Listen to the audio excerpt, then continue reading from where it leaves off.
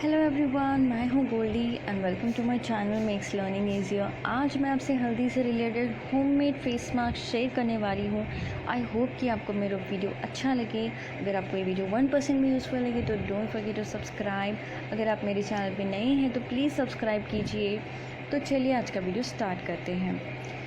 हल्दी एक ऐसी चीज़ है जो हर किसी के घर पे इजीली अवेलेबल होती है। तो आइए जानते हैं इससे क्या बेनिफिट्स हो सकते हैं। हल्दी एक हाई एंटीऑक्सीडेंट है जो हमारे डैमेज सेल्स को रिपेयर करता है, हमारे स्किन के टेक्सचर को इम्प्रूव करता है, एक्नी, ड्राई स्किन जैसे प्रॉब्लम्स को दूर करता है, पिगमेंटेशन को रिड्यूस करता है और रिंकल्स आने से भी रोकता है।